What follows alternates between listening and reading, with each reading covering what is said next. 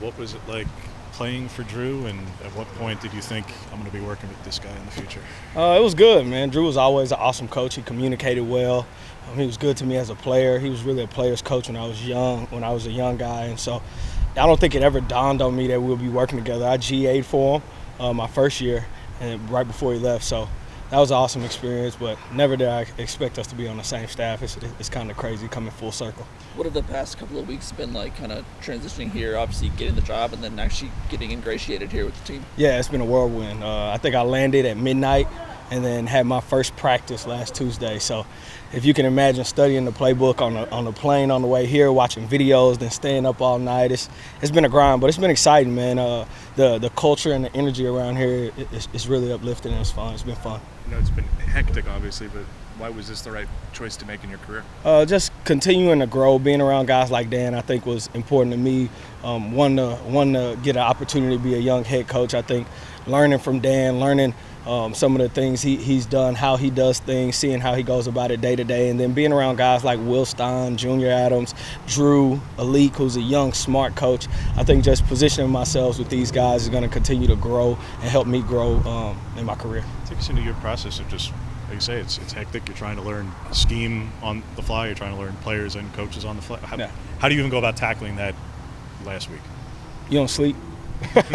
You just be relentless about your approach. I mean, you spend all night up here, and then you wake up and you come up here early in the morning. You use the outlets you have. You lean on the players, you lean on the coaches, and you just spend the time grinding and pick it up. Football is football, and everybody has different terminology. I think it's about learning that terminology and learning the players, connecting with those players. So as I learn, I'm able to pour into them and push those guys because we have that connection.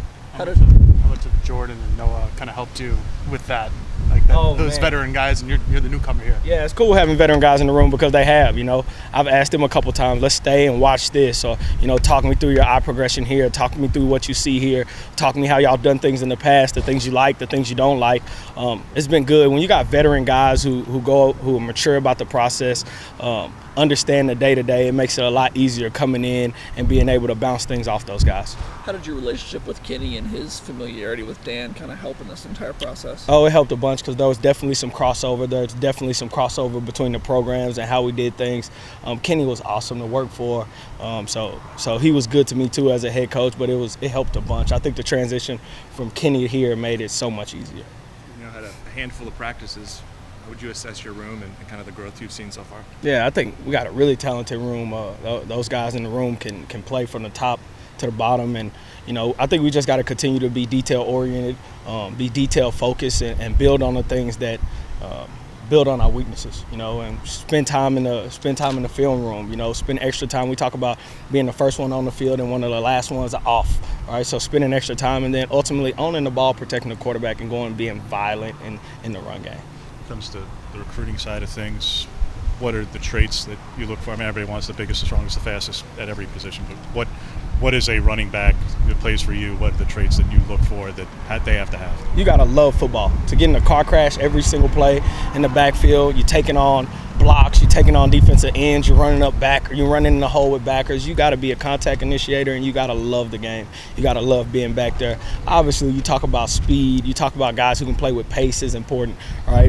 The higher you get, the less speed starts to matter, right? You want guys with short area burst, short area quickness, who understands the line of scrimmage, where I'm inserting in the line of scrimmage, backer play. Really just students of the game is going to help so much. When you got the talent at the running back position and you're a student of the game and understand how to split out, how to play receiver, understanding formations and how that changes the structure of the defense, I think it helps a bunch. How much have you had to reshape the board a little bit because each coach has their own stamp and their own guys that they're looking for to maybe retool either geographically or skill-wise as far as what you're targeting? Not a bunch. I think, when you come in a place, especially that's had success, I think the worst thing you can do is come in and try to recreate the wheel. Right? They've had success here recruiting running backs. I think Dan does a good job overseeing it. I think the recruiting staff here does a great job. So more than I've tried to come in and reshape the board, I tried to come in and build relationships that were already there, build on the relationships that's already there, and just see what goes on from there.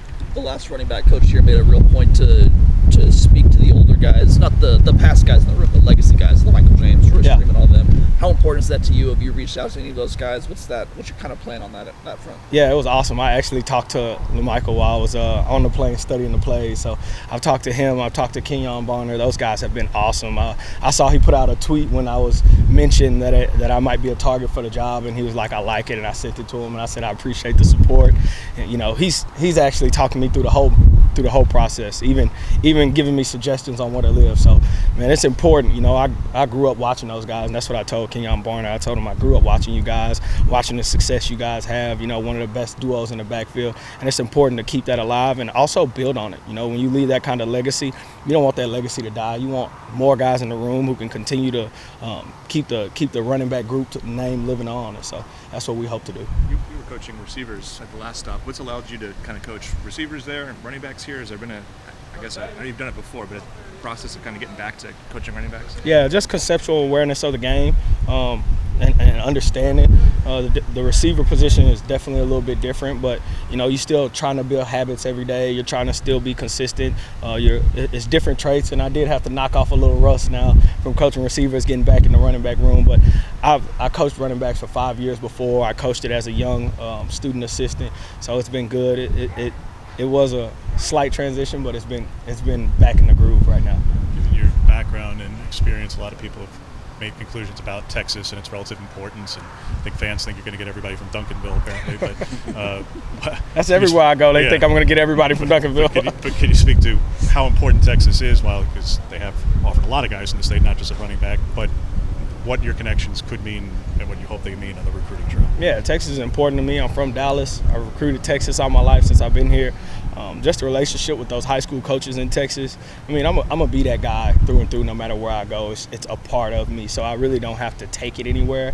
It just goes where I go, and I've had success everywhere I've gone in Texas. And I think sometimes you just forget about it because you get on the phone and talk to some of these high school coaches, you talk to some of these trainers, you talk to these different people, and you just continuing on relationships, and then it just happens to carry over into recruiting, and happens to carry over into football, and it happens to carry over into signing guys.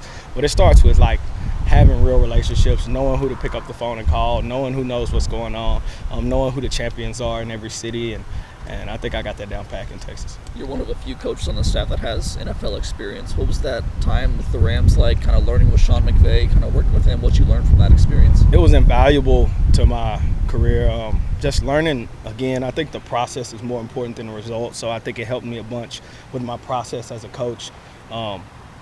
It helped me learn detail. Again, Sean was amazing about communication, so built and grew on how to communicate to players effectively and efficiently, and giving them digestible information, because it's one thing to go up and just coach guys and teach guys plays, but is the information you're giving them digestible? Do they understand what you're saying? Being with Sean for that year I spent, it was invaluable. I got to work with Kyron Williams. I got to teach you different guys, how different guys look, and just what you want going towards the next level, and then how to coach that at this level. It was awesome.